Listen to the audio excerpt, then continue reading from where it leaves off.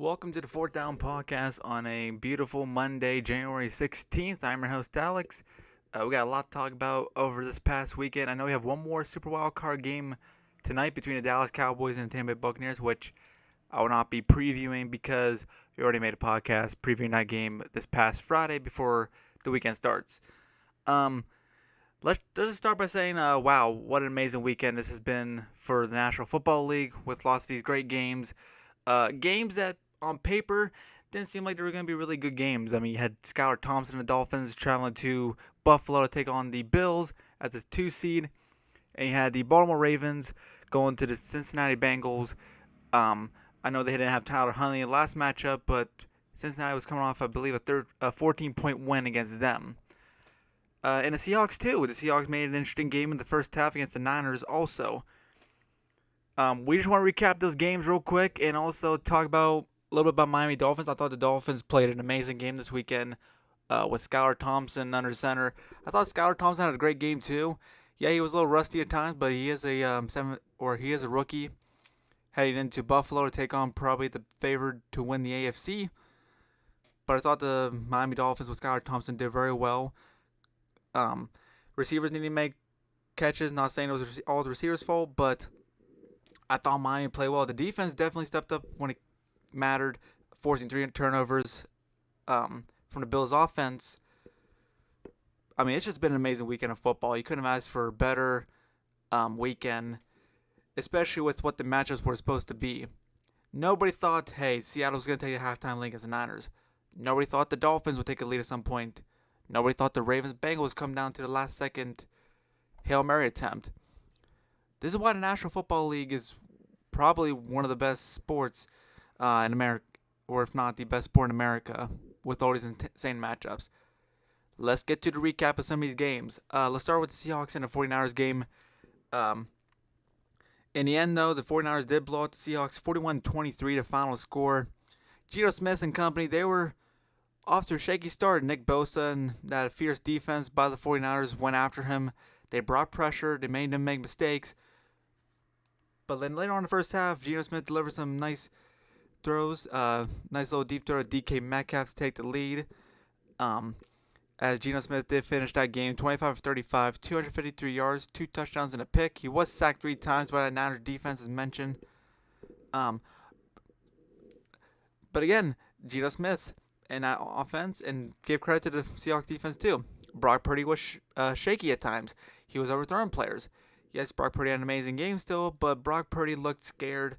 I should say scared. He looked nervous for his first playoff start against a division rival too. But Brock Purdy, he finished his stats 18 for 30, 332 yards, 3 touchdowns, and he did have a rushing touchdown too. Was only sacked once by the Seahawks defense. But you could tell when the game first started, Brock Purdy has some shakes. He has overthrown some balls, a little bit behind. But when you're developing that 49er system, and the Niners are probably the most well-rounded team in the NFL, it helped Brock Purdy out a lot. Christian McCaffrey had a big 63-yard run, I believe, early on in that game to help them set up another Niners touchdown. It also helps when you have probably the best defense. Not probably, it is the best defense in the NFL. Nick Bosa, Eric Armstead, Fred Warner, Hafanga, those guys. I don't see any team except maybe the Bengals beating that Niners defense. But back to Brock Purdy real quick. It helped with a team like the 49ers to go around him and help him make him feel comfortable in the pocket. And once he got into a rhythm, he did feel comfortable in that too. I mentioned Christian McCaffrey had a big run. McCaffrey had 15 attempts for 119 yards. He also had 2 catches for 17 and a touchdown. But pretty much the exclamation point, or the dagger, was the Deebo Samuel 74-yard touchdown play, which that was pretty much all Deebo Samuel to seal that game, 41-23 over the Seattle Seahawks. Now they'll play the winner of the Cowboys-Bucks game tonight. So I don't think any of those teams are going to go into San Francisco and beat the Niners. I just don't think it's impossible with the way they're playing right now.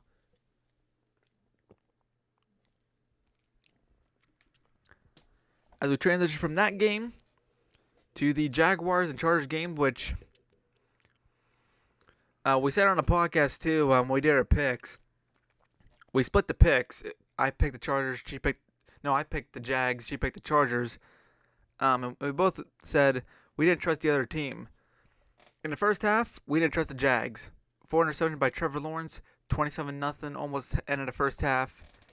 And in the second half, we didn't trust the Chargers. They blew a 27-point lead to lose 31-30. And you could blame the coaching. You could blame the false start that wasn't called. Or you could blame the Joey Bosa 15-yard penalty, which that was a huge call too, to allow maybe Doug Peterson to go for 2. Because if that wasn't called, he probably would have kicked the extra point. Then probably would have went to overtime. But let's talk about the Chargers real quick. Started off fast, started off strong. That defense was amazing. Asante Samuel Jr. with 3 interceptions, bringing pressure to Trevor Lawrence. Trevor Lawrence looked uncomfortable in that pocket all night long in that first half. Like, in a blink of an eye, he's throwing another pick. That's how crazy that Charger defense was against Trevor Lawrence. He was making mistakes. And you think to yourself, yeah, the Chargers are up 27-0, but could they possibly blow this game? The defense is playing great. Austin Eckler, he didn't really get a lot of yards, but he did get some touchdowns. Justin Herbert, played really well too. But it's always in the back of the mind, like, hey, 1 touchdown, back in. And Trevor Lawrence and the Jaguars, they've, like I said, they were down 27-0, and they had a amazing first drive, 49.5, which kept them in range of 27-7. That first touchdown being to, I believe, Evan Ingram. And then, out of the second half, they're kind of creeping back in there. Jacksonville got the ball back. Another touchdown, 27-14. I believe this one's to Marvin Jones. And then they got the ball back again. Touchdown to Zay Jones. And now it's like 30-21. Get another touchdown to Christian Kirk. And the Chargers gave the ball right back to Jacksonville.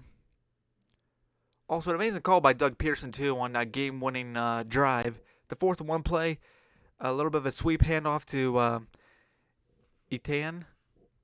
Hopefully I'm pronouncing that right, but that was an amazing play call to set him up in field goal range, and which gives the Jacksonville Jaguars a game-winning field goal.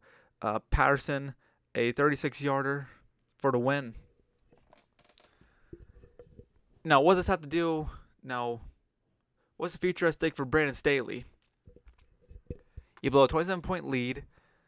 You didn't make your team in the playoffs last season. Could the Chargers move on from Brandon Staley after a complete meltdown in the playoffs? Could. They could. We'll have to wait and see. I thought this was a game that the Chargers were obviously dominating, and you could blame the offense too for kind of stalling in the second half, but that Charger defense with 4 turnovers, actually 5 turnovers now that I think about it, 5 turnovers, and didn't really get any more pressure on Trevor Lawrence. You could blame them too. Overall, just an epic collapse by this Los Angeles Chargers, and it's going to be an interesting offseason regarding to the head coaching position, and could be another offseason where can Justin Herbert take them to that next level. But we'll see on that. Now, we'll transition over from Saturday night games to Sunday games. Let's start with the Dolphins-Bills, which I thought was the best game of the weekend till last night. But we'll get to that game later on the show.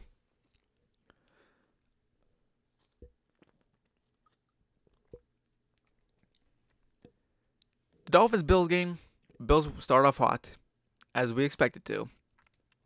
The Dolphins coming off a 11-6 win over the Jets. Offense looked horrible. Defense played well. Special teams played well.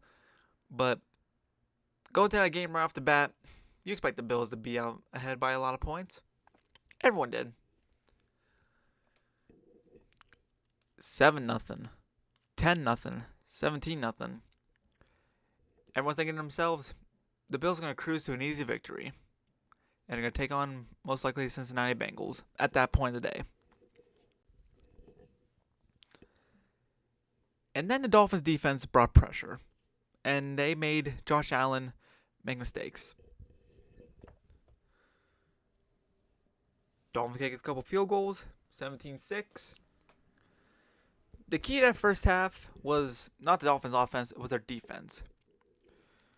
Bringing pressure to Josh Allen, making him force a couple turnovers, and Skylar Thompson being comfortable in that pocket. I thought Skylar Thompson played great for what he was dealing, for what he was dealing with in his first playoff game.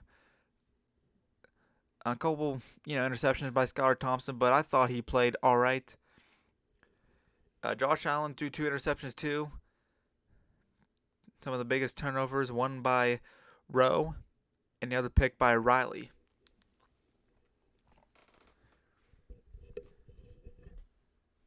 We talked about the Bills all season long, especially after a Kansas City game. Like, hey, this team is the best team in the NFL. This team is going to make a deep run at a Super Bowl title. And I mentioned many weeks that the Bills are great, but I think the Bengals are a little bit better because the Bills make more mistakes. And this game proved that. And this is division rival. We get it. Division rival game. Dolphins always play the Bills tough this season. Both times came down to the last play. But with a rookie backup quarterback who, like we said, and Skylar Thompson, he's gonna have his highs and his lows. That Dolphins offense did not look great against the Jets last week. And the Bills were firing all cylinders against the Patriots. And even in the Patriots game, the Bills let the Patriots kind of stumble back into it. If it weren't for Nyheim Hines and his 2 touchdowns, that'd be a lot different game. But Josh Allen and the Bills, like I said, made mistakes, got the Dolphins back into it, and Dolphins had all the momentum. And I don't want to talk about that 4th and 1 call at the end, whether it was first down or not, because I think Josh Allen would have QB sneaked it, and they would have won anyways. So that would have been irrelevant. But I do believe that the Bills survived a good one against the Dolphins. And it's kind of like leading to why Dolphins should feel optimistic about the future. They went neck and neck with probably the best team in the AFC. Probably the future Super Bowl champions. I think the Buffalo Bills, or the Bengals are a team that probably could win a Super Bowl. And the Dolphins came in there and almost pulled off the upset of the decade. Their defense is really good. Mike McDaniel did a good job. Had some had a few calls, but he kept the composure. Played called a good game. Skylar Thompson played well, and I think if Tua, hopefully Tua comes back, healthier than ever, I think the Dolphins could be a scary team next year. They were a scary team early on in the season, but the losses and unfortunately the injuries to Tua and even Raheem Mostert, that was a big loss too for the Dolphins offense this game. Kind of made the Dolphins season come to a close. But, Dolphins should feel optimistic. They came in there. They played their hearts out. They played a good game. And I think, the Dolphins should be a lot proud. They should be proud of what has come to the season. So that was the Dolphins-Bills game. Now we go on to the Giants-Vikings game, which was kind of expected, if you think about it. From a game no one expected, from the Dolphins-Bills to a game everyone expected the Giants and Vikings. Everyone expected the Giants to win. Who did the Vikings beat that makes you think, wow, this is going to be a Super Bowl contending team? They're 13 wins, yes, but they haven't been playing very well. I think I said about a couple months back, this team reminds me of the 2019 Packers. Close losses, close wins against bad teams. When they usually lose, they get blown out. Except this time, the Packers actually won a playoff game and not the Vikings. And not saying this Viking season was a failure. I'm just saying rookie head coach, 13 wins, won the division, and against a team who you came out of the last second field goal from 61 yards with, you expect that types of game. Give Brian Daboll credit in the New York Giants offense. Daniel Jones had a phenomenal game. He had a very phenomenal game. Same with Saquon Barkley. Daniel Jones was 24 of 35, 301 yards, 2 touchdowns, was sacked 3 times, and also Daniel Jones has 78 rushing yards on the day. He rushed more than Saquon Barkley. Barkley had 9 carries for 53 yards, and the leading receiver was Hodgins with 8 catches, a $105, and a touchdown. 105 yards and a touchdown. So Brian Daboll utilized Daniel Jones in his ability to not only throw the ball but mainly run the ball, and he got to pick up some couple key plays. Now, I will say Kirk Cousins did have a phenomenal game against the Vikings. 31 for 39, 273 yards and 2 touchdowns.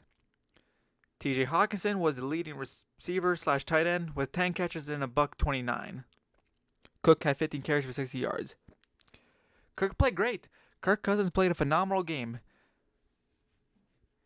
He had 8 incompletions on 39 attempts, which that's pretty darn good. And I know people are going to be making fun of him for the 4th down and 8 throw to TJ Hawkinson, which he was 5 yards shy at the first downs. I think Kirk maybe would have thought, since TJ Hawkinson probably was a little bigger than the corner that was defending him, TJ probably would have broken a tackle and maybe got a few more yards. But, Kirk Cousins played a phenomenal game. The Vikings defense was kind of the biggest letdown in this game. A defense that, acquires Darius Smith, got Danielle Hunter, Harrison Smith at the cornerback position, or safety position, and Eric Kendricks and a bunch of other guys. I think the Vikings defense was the biggest letdown of all, because with that much talent too, they've allowed 31 points, allowed Daniel Jones to run and throw wild over them, and this is the Vikings' end of the season. 13-4 record. Kevin O'Connell. I think Kevin O'Connell did a terrific job with the organization this first season, leading to 13 wins, and they're only going to build off of it. You could potentially look at some free agents, and who knows. But the Vikings season's over, and the Giants are going to take on Philadelphia Eagles, which that should be a pretty good game too. So, regardless, Giants upset the Vikings. They move on to take on the Eagles. Vikings go home. Kirk had a great game. Defense kind of just let him down in the end. In the last game, of the Super Wild Card Sunday, which in my opinion I think is probably the best game of the weekend, was Ravens-Bengals.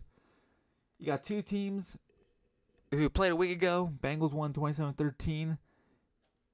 They had a rematch tonight, and it came down to a last-second Hail Mary. The Bengals start off rough. Didn't look explosive at all. Ravens defense, give credit to them. They played really well starting off this game. The Ravens offense kind of started clicking a little bit. Tyler Huntley played a decent game. And the biggest X factor, or the biggest turning point in that game, was the Tyler Huntley goal line, which resulted in a fumble return by Sam Hubbard for 98 yards for a touchdown, the longest fumble return in postseason history.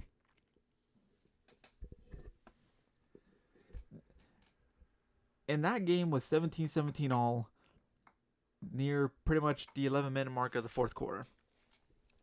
Tyler Huntley gets that touchdown. Who knows? We could be going overtime.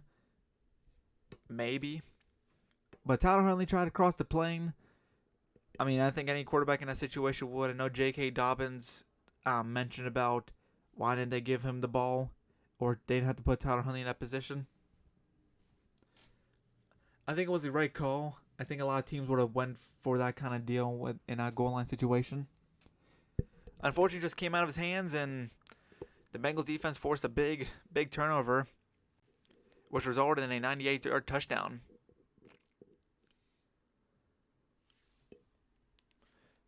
Tyler Huntley played well, though. I've always said it too. I think Tyler Huntley's a solid backup quarterback. I think he could be a starter for some teams. As Huntley's stats are 17 for 29, 226 yards, 2 touchdowns, and a pick, was sacked 2 times. J.K. Dobbins had 13 attempts for 62 yards. And the leading receiver / tight end was Mark Andrews with 5 catches for 73 yards. They made it a game, but Joe Burrow and that Bengals offense that's so explosive, came out and kind of pretty much sealed the deal. Joe Burrow with 23 for 32, 209 yards, 1 touchdown, was sacked 4 times. Joe Mixon had 11 carries for 39 yards, and Jamar Chase was leading receiver with 9 catches for 84 and a touchdown. But the biggest story, too, was that Ravens defense against the Cincinnati Bengals offense. Pretty much they held the Bengals 17 points. Joe Burrow could not. He was pressured, made incompletions, was held to 200 yards, which that's pretty good for considering Joe. If you're a defense playing against Joe Burrow, hold him to about 210 yards. The Ravens brought all the pressure they can, and the Ravens offense, they made some magic in the game. They had the lead, I believe, at one point with a 10-9 game, and they tied it. And just unfortunate events as Tyler Huntley just fumbled the ball. Well, he fumbled the ball. Bengals defense forced it. Sidney Hubbard pretty much got the game-winning touchdown, and that was huge. And who knows? But the Ravens did get the ball back too, and they had a last-second Hail Mary. And I know a lot of people will be talking about the timeout usage on that drive, which I thought, honestly, it wasn't a bad idea because I get what John Harbaugh was trying to do. We know John Harbaugh is gutsy on a 2-point conversion. I think his mind was they would have got a touchdown. They probably would have went for 2, probably went for the win. So Joe Burrow would have had no time remaining in that game. So, yeah, I personally think, it wasn't a bad idea to keep those timeouts, especially with, 30 seconds. The holding penalty was huge. I don't know why you would run the ball, too. That's the play I'm kind of more confused about. Why would you run the ball if you had 2 timeouts? I thought they were just going to throw the ball more, not run it. But that holding penalty was huge. And the Ravens were 1 inch away from sending that game to overtime.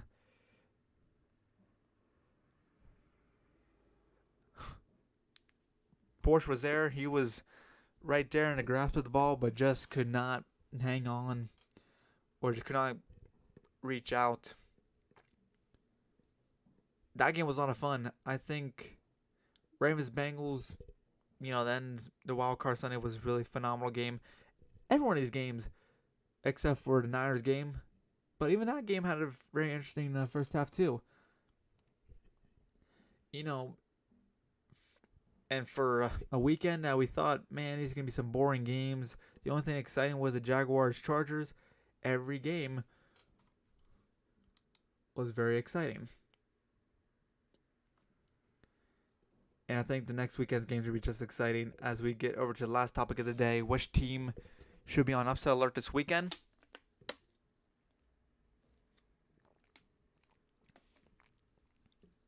And to be honest,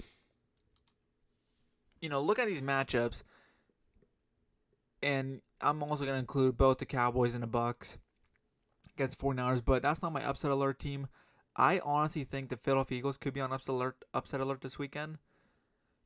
Division rival game against the Giants, who are getting at 12 magic from Eli Manning.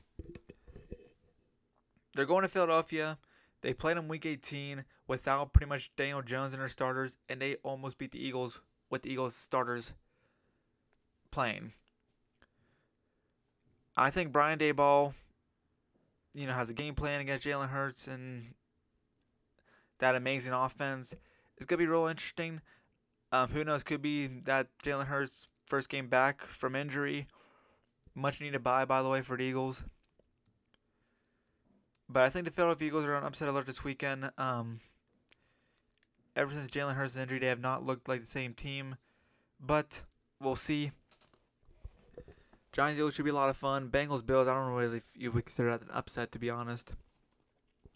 Because both teams are such evenly matched. That's probably going to be the game of the weekend, in my opinion. Jacksonville, Kansas City. I think Kansas City could win that game. I mean, we're going to do a full recap of these games this upcoming week, Friday. So be on the lookout for that for the 4th Down Podcast Friday. And if you're wondering who I'm picking tonight, if you haven't watched Friday's video, I'm picking the Cowboys to win. I think they're a better team than the Bucs. We'll see. Should be a fun game. But that's pretty much it for the 4th Down Podcast. Great show today, I think. We had a great show today. One more game of Super Wild Card Weekend before we get to divisional rounds. Friday's show will be breaking down the divisional round games and getting ready for that. And so, yeah. So, alrighty, guys, my name is Alex. Thank you for watching the 4th Down Podcast. Please follow us on YouTube, Instagram, and TikTok. And as always, have a great rest of your day and enjoy the game tonight. See ya.